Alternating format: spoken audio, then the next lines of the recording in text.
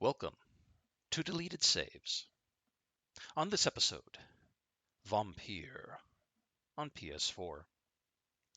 Here in the modern day, the horrors of war and all that comes with it can seem distant and like it does not affect us personally. Often, we may know a veteran, but we may have no personal experience with war except to see what type of war is called a push-button warfare on nightly TV, in the form of military drones, air raids from jets flying by hundreds of miles per hour, or missiles launched at targets from miles away. And as far as a plague, well, those listening survived the COVID-19 pandemic thanks to modern medicine and staying indoors for a few years. However, our counterparts in 1918 did not have such luck or methods when World War I was winding down with armistice in Europe and the Spanish flu was killing hundreds still. But what if we were able to tell a vampire story set during this time? Let's look into that with 2018's Vampyr. Right off the top, supernatural tales told during wartime can be amazing pieces of fiction. Well, we have seen such things before, usually confined to the less popular sections of bookstore shelves. Reading, as I have already lamented before, not a popular activity in the US. It is actually not that often we see such historic references or time periods in the video game format.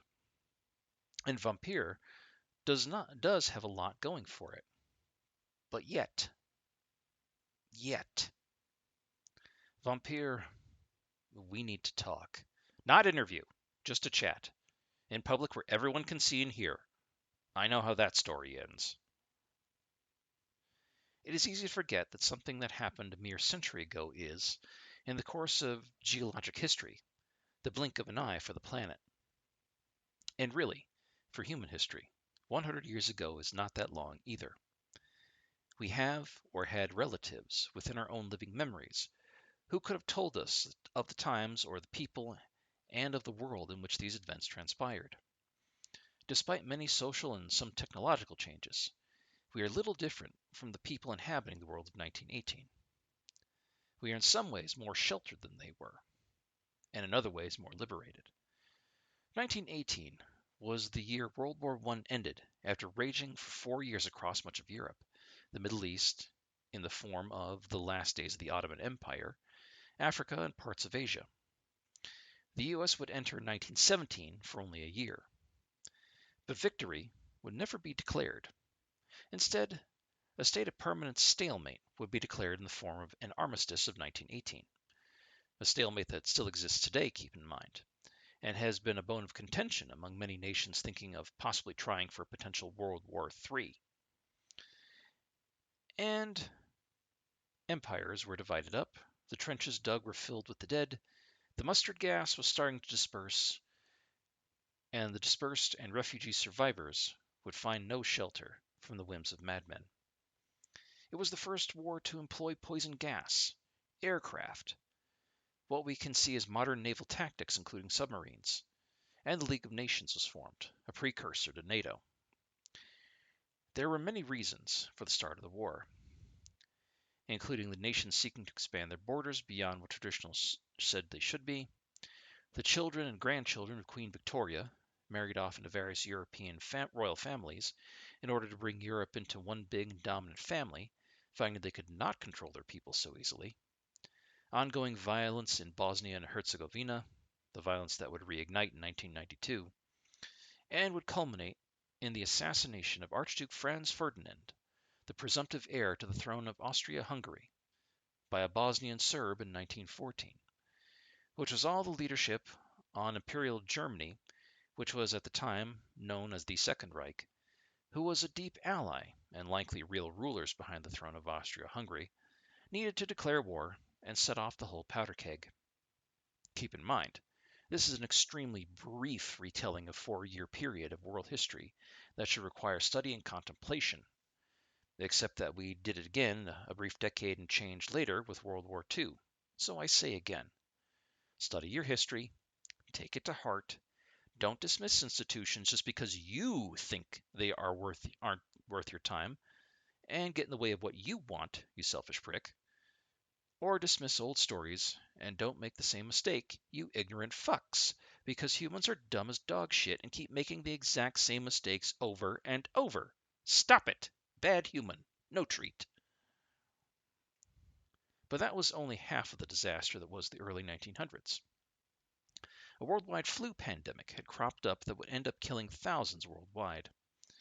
It only gained the name Spanish flu because the nations involved in the war were on a literal blackout and suppression of the news of what the flu was doing to ravage the world population in order to keep war morale up.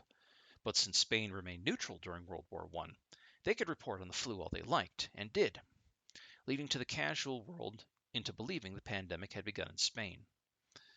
The actual origins of the flu are contested and not universally agreed on, but apparently there is strong evidence it may have actually started in the US. But what we do know is it a mutation of the H1N1 virus with genes of avian origin, according to the CDC. The grand total would be 500 million worldwide infected with the pandemic and 50 million dead of it. COVID-19, by comparison, has killed in excess of 3 million worldwide, so I guess we lucked out. But as into this dueling nightmares, we step with a vampire story. Our main character for this tale is Dr. Jonathan Reed, a British wartime medical doctor and field medic who spent a few years in France trying to save lives on the front, fighting both the flu and the bullet and mortar wounds caused by the Germans.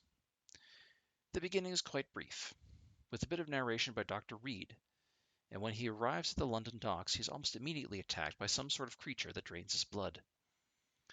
But somehow he survives, only to awaken in the charnel pit, where those dead of the flu are being burned, once the gravediggers relieve them of their last earthly possessions, of course. Reed stumbles forth, the world literally fuzzy and gray, and he controls like a brick with legs that is crying with an unquenchable thirst. In the distance, he approaches a woman who is little more than a black outline, but the woman seems to know him, addressing him as brother, and that she has been looking for him all over London since his dockside disappearance. Reed stumbles into her arms and she hugs him, saying that she will take him home to family with their mother and his nephew, but all Reed can see is a Batman Arkham Asylum outline of her heart and circulatory system.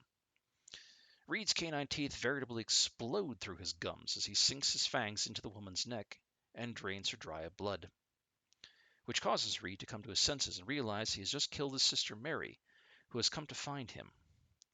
In a panic, he disappears into the night, seeking to change his now blood-stained clothes, when he stumbles across the first of the vampire hunters, who mark him as undead right away, when even Reed does not know what is going on, and they begin shooting the shit out of him and chasing him through the London streets. He soon stumbles upon a discarded pistol and a knife, hides in an abandoned apartment, and shoots himself in the heart in an attempt to commit suicide in response to killing his sister in a daze. Of course, he awakens the next night, perfectly fine. Reed, realizing he is beyond the call of the grave, receives visions by his maker, who appears as a cloud of blood with vague face and horns. So who knows who or even what this thing is? He is led into Midtown London to a bar where he encounters a mortal doctor, Edgar Swansea, who knows instantly what Reed is, but hires him on as a doctor of hematology at Pembroke Hospital, which will become our sanctuary for the remainder of the game, aside from different temporary shelters that can be found. Reed can spend an incredible amount of time talking to the staff and patients, collecting side quests to accomplish, exerting his vampiric mind control on them as he gets stronger, and gaining experience by doing both. Strangely, Vampyr as a game is an RPG of a sort. There are dialogue trees and different paths to discover, but where Reed gains most of his experience is in combat. As Reed goes out into the London by night streets, he will be attacked by members of St. Paul's Stole, a vampire hunting organization tied to the Church of England, who attack with knives, revolvers, shotguns, and flamethrowers, and ministers attacking with their faith. Vampyr is an odd mix of two very distinct games. Another vampire favorite in Vampire the Masquerade Bloodlines, and of all things, Bloodborne in combat style. I am not trying to say Vampyr is a Souls game, but it is a Souls clone, with dialogue wheels similar to Mass Effect and permanent choices. And I'm not kidding there. Each time Reed rests at his sanctuary for the night to upgrade or spend his experience, a night passes, and the various districts of London get better or worse based on Reed's actions. If he kills a lot of NPCs or embraces a lot of people, meaning he drains them someone to death to gain a lot of experience at once, the citizens of the district sicken and more enemies flood the streets. If Reed is a good boy and keeps his bloodthirst in check, the district and its people get healthier, and the enemies become scarce. Luckily, Reed is an actual doctor and can find junk, plants, and parts along the way to make curatives for the illnesses of the citizens and fix them, giving them more health to survive the nights, or worth more experience if you eat them. It is up to you. But vampire hunters are not the only thing Reed fights during the London nights. Lower ranked vampires named Skulls flood the streets too, acting like mindless predators. The Skulls, it seems, are what happens when the peasantry get infected with vampirism. Reed is, as we find through the story, a minor lord, a real House of Lords Parliament type. His dad was a rich businessman in London with connections to government, which is why Reed was wealthy enough to study medicine as a profession and get a cushy officer's role during the war. The nobility of England are more likely to be properly embraced or turned by actual vampires and be more passable as humans. So even among vampires, class warfare and rich versus poor is put on full display. But the problem is that skulls tend to also carry disease, so Reed believes skulls may in fact be helping pass on the flu to their mortal prey. And if this wasn't bad enough, there are also werewolves haunting London streets. No reason given as to why there are werewolves in London, outside of the developers trying to make a joke, either on the 1981 movie An American Werewolf in London, or the 1978 song Werewolves of London by Warren Zevon, or maybe both, who knows. But now, there are 3 enemy types for Reed to battle. As he traverses the various 6 districts of London, you will travel back and forth over and over and over and over again in your quest to understand where the vampires and the Spanish flu are coming from in town. Along the way, Reed can also upgrade the various weapons he finds, from daggers to swords, maces and scalpels, to pistols and shotguns, to deal more damage and stun effects. Reed attacks with the Bloodborne-like Hunter, a weapon in each hand, usually a blade and a gun, unless he has two-handing weapon, and can also add vampiric powers to his roster, using claws, blood spears, damaging shadows, and the ability to feed on mortal and monster alike to recover health. Once Reed is on the streets hunting for his maker and the source of the plague, he starts coming across a lot of plot threads at once. Gangsters, weirdos, thugs, and innocents live and intertwine in the night. A local priest he meets early on by the name of Sean Hampton seems to be turning into a skull and preying on his flock. He meets an older vampire lady named Lady Ashbury, who seems like a cold fish towards Reed, but somehow the two fall in love despite nothing but prim and proper towards each other attitudes, like a vampire romance novel written by Jane Austen. He finds a corpse in town with his mother's brooch on it, a woman in the midst of early onset dementia, and having just learned that both her son, our protagonist, and her daughter, our protagonist's first victim, have died, so she's not doing well. And learns that his sister Mary is also now a vampire and has gone from upper-class housewife to mustache-twirling villain in one leap, and flits about her Whitechapel cemetery, blaming Reed for everything, including the own loss of her husband, and planning to use their mother as a cherry Caprice son, unless Reed lets her kill him, which he refuses to do. Later, Lady Ashbury invites Reed to join the elite Ascalon Club, which she cannot join, despite her age and power among London's vampires, because she has a terrible birth defect, a vagina, and isn't allowed to join. This is after one of Reed's patients at Pembroke, a cranky old bitch named Harriet Jones, is slaughtered like a hog while he is on duty, and it would seem a skull that was sent as an assassin, and he has to travel to the London Underground to meet old Bridget, the leader and protector of the Skulls. It is during this trip that Reed learns that Harriet is not dead, but was turned into a skull, and is taken down into the underground to hide. But Harriet is hiding something which Reed must get to the bottom of. It's getting out of control by this point, as despite the fact that Reed has said he will play by the Ascalon Club's rules, as he investigates the plague by leaving it alone and letting the plague play out and clean up whatever mortals are left in the aftermath, Reed just can't. And now elite vampires across London are attacking Reed for the bounty on his head. Yet despite this, Lord Redgrave, the club's leader, encourages Reed to continue to find out where the skulls are coming from. Also, spoilers at this point, as I have to cover these last plot points. At one point, Edgar Swansea is kidnapped and Reed goes to rescue him. When he does, he must fight a vaudeville actress turned Skull and her out-of-control mutations, who has captured Swansea to cure herself and kill him, only to have him confess to something awful and completely out of fucking left field. That Swansea, despite his working as a doctor and a vampire hunter, used Lady Ashbury's blood, knowing full well she was a vampire ally who had donated her own blood to help find a flu cure, had used the blood serum on Harriet Jones because she was an awful bitch and didn't have a problem with torturing her to see what would happen, and instead created the Skull Plague through Harriet. So didn't see that coming. It is at this point that Lady Ashbury flees, embarrassed that she was the genesis of the Skull Plague. I guess having girl parts make you more than a social pariah in 1918 London in this world. And Reed's blood cloud maker finally gives himself a name. Meriden. Meriden says he created Reed specifically to be his champion in this time period, seeing in him the thing needed to stop his mother Morrigan. Yes, the Morrigan, out of Celtic legend, the queen of war, fate, and death, who has possessed Harriet Jones and plans to destroy London and then all of England. What? Fucking excuse me? I mean, I know we were getting vague hints along the way that the Skull Uprising, that there is some big bad supernatural force behind it. Wow. The whole of British Prime Minister Benjamin Disraeli's 1844 Irish question just came back writ large upon 1918. The Irish are back for revenge for the English being shitty to them for centuries. So for those of you keeping score, there are 4 us versus them plots converging on the shoulders of this plonker of a rich doctor vampire's shoulders.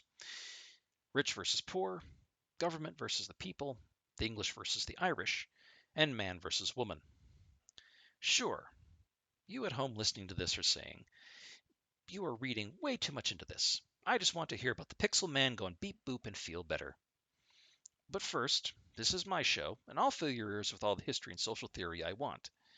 And second, at least that makes sense compared to the reality of this back end of the game story rot that came spilling out of my TV that I was really not expecting, nor did the lead up adequately prepare me for when the first half of the game had so much promise and was really cool. So fuck me. So Reed returns to deal with Harriet, only to find that she has killed all the Skulls except for old Bridget, and is hiding in the sewers possessed by an ancient Irish war ghost. Reed, of course, must kill Harriet, and therefore dispossess her of Morrigan, who goes back to sleep, I guess. Once done, Mirrodin appears again and thanks Reed for his work, and just lets him off the hook to go live for eternity on his own. But we're not done yet, folks. After this final boss, the game plays out for another half hour as Reed goes across London in search of Lady Ashbury. He finds her hidden in an ancient and crumbling castle, where she is hiding with her sire, William Marshal, 1st Earl of Pembroke, an actual historic figure. William Marshal is one of England's earliest champion protectors, having served under 5 kings during his actual lifetime, which in the real world was between 1146 and 1219. But in the world of Vampyr, it would seem Ridden embraced him long ago to try and put his mother down, much like he did with Reed. And Marshall and a few other English vampires helped establish the Ascalon Club and the rules of how to be a vampire in England throughout the centuries. And yes, he made Lady Ashbury several centuries ago. But here is where all of your decisions to kill or save people in all of the districts of London come to play out. Yes, Vampyr features multiple endings based on your choices, like a lot of modern RPGs. Why we see Marshall here, I am still not sure, as the vampire is old and demented and really fucking tangential to the plot, outside of the writers of the game going, "Looky here, historic person done up in supernatural trappings. Damn, we're good at this fiction shit." But anyway, here is the ending that I got. Lady Ashbury kills Marshall as a kindness, and instead of killing herself out of fear and embarrassment, Reed talks her down by declaring his very prim and proper Sense and Sensibility English love for her, and the two decide to go abroad to the United States in their quest to do stuff. Maybe cure hate or vampirism or bring flowers to nursing home patients, I don't know. But Meriden is happy that he made the right choice. I guess the other endings, depending on how many people you eat, which means Lady Ashbury kills herself and Reed becomes a cynical monster eating people for all time, and Meriden is sad, or some other version of that. But you do nothing during these final scenes other than walk Reed around like a puppet, solving a simple door puzzle, until you see this whole ass long cutscene play out. Ugh, what a letdown after such a fine start. So yeah, as the game goes along, you have to decide the fate of many people you come across based on their sins, or if they may rat you out to the vampire hunters, or if you meet someone infected, that may make the situation worse. I screwed up at least half of these choices, then spent a lot of time afterward running around trying to cure people of headaches and anxiety and malaria and shit, while dealing with the flood of enemies, more than I was equipped to deal with, just because I was trying to do a good guy run, and it turns out mercy is a tough business to be in. Then the ending was just a clunker. I was super enthusiastic about this game when it started out. As I said before, I don't like vampires in myth. I think they're overplayed and terrible, but I played a lot of vampire games, both good and bad. Vampyr started out as good, and yes, I'm going to keep pronouncing it Vampyr and not Vampire because I learned English. And it was hard to tell folks about this one because it flew under so many radars with no one to bounce the game off of. So, of course, I thought Vampire Bloodborne Mass Effect was going very well, until I was traversing the same areas over and over, fighting the same more hunter types over and over, the same werewolf over and over, and just running the same fight plans over and over. I'm not blaming that on the developers Dontnod Studios, who have done other amazing games. It is obvious they put a lot of love and work into this title, but it is a B title. Luckily, I had little to no issues with bugs, which tend to be common in B titles, but a lot of reviewers did see loading issues, choppy animations, and other bug problems that didn't help sell this title. Speaking of reviewers and their reviews, they gave it mixed to average at best reviews, which in modern gaming parlance means that unlike really bad games that get publicly executed in spectacular and gory fashions, mixed to average review games get quietly euthanized like shelter pets when no one adopts them. And that is kind of what happened to Vampyr. It was gently put down where no one could see because it wasn't bad enough to shit on more, yet it wasn't good enough to be the lovable scamp in the year. It was just a game that came out. Hell, even the developers were like, "We'll be lucky if sells 1 million copies," which was their words, not mine. With all the trouble they had with this game during its development cycle between implementing and then not implementing software that may damage CPU performance, and trouble with Unreal 4 as an engine. And when even the developers aren't sure what the game will do, then what do we as consumers, or what are we supposed to think? I mean, I understand. I put out this show every week on the hope that even if I get 10 listens to an episode, it will be successful. So does that mean I should keep my expectations low and not try? Yeah, that is about what it hits, too, despite my attempts otherwise. So at least I'm never disappointed. And by 2019, Dontnod hit that million sales for this game. So I guess they're not disappointed either. It's like the plaque my grandmother kept on her bathroom wall when I was a kid that read, "Expect nothing and you'll never be disappointed." I think that was what really sunk the boat in this end of a game. Even the developers expected nothing out of this title, and some great ideas and gameplay just fizzled out in the end. It's not a bad game, just nothing more than average, and at least we're not disappointed. But the more I sat with this game after the credits rolled, the more annoyed and mad I got. Who is to blame here? Is it just me? Did I see something more than was here? And did I feel like I got burned when everyone else passed this game over for what? A lot of other bigger and more robust games by hundreds of developers that they would eventually start whining over because it didn't meet their expectations, like Red Dead Redemption 2, God of War, or Marvel's Spider-Man? Hey, 2018 was a stacked year, I can't lie. But let's be honest with each other. You, yes, you, I see you there. You bitched about these big name games for one reason or another. They let you down, or they weren't up to snuff for you, or you know someone who did. So even the biggest games by the best studios meet with resistance. So what hope do lesser titles have? Or was it the developer, who honestly put forth a game with a fairly fresh historic premise, which is not easy to do because sometimes use of real-world history in a supernatural tale is fresh and exciting, and sometimes a shorthand for, we don't know what to write about, so we're going to crack open a history book and just start adding names and places to look legitimate? Was it the developer using gameplay mechanics and techniques that unabashedly ripped off other more well-known titles that experienced gamers could pick out in seconds and were likely to get them pilloried in the fickle gaming public? Or was it all of us who went in expecting nothing and therefore not really disappointed when the average came out? But still, this was money for the developers and out of my pocket. So why do I feel slightly ripped off? I am still not sure what to do or how to think about Vampyr, all rolled out by the time the credits rolled. Is it worth going back and playing as an absolute bastard to see how bad I can bury London under its troubles? I'm not feeling it. Maybe in a few years when I get caught up on my own backlog and I need something to do, I'll give it a try again. Maybe I'll change my mind. Maybe I won't. The voice acting is great, even if some of the accents sound stereotypically British to the point of ethnic slur. The premise is pretty damn good, despite the execution. The atmosphere is good and gloomy, and feels like a grimy city in the grips of plague.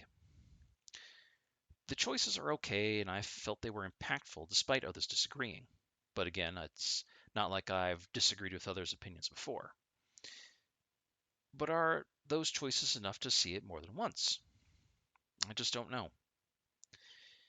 At least with many other games I've had in the hot seat, I can say one way or another why they let me down, or that they were definite pieces of shit, which too often gamers confuse with me or others calling them shitty if they liked something that someone else didn't. But with Vampyr, I just feel like it was just a long, wet tea and crumpets fart released during a crowded upper class party. It started great and ended up a nothing burger, despite the love and care the artists and actors and programmers gave it. So that's it. Vampyr. Yet another in a long line of vampire games with an attempt at aggressive combat and RPG mechanics and storytelling. It's there. You can find it if you look around. I could make an "it sucks" joke, but even that shit is old and tired. But you don't come here for jokes, dear listener. You come here for the straight truth, unvarnished by me trying to put on an act. Buy it if you want to, if it's on sale, or not. I doubt the game will be getting a sequel, so who gives a shit?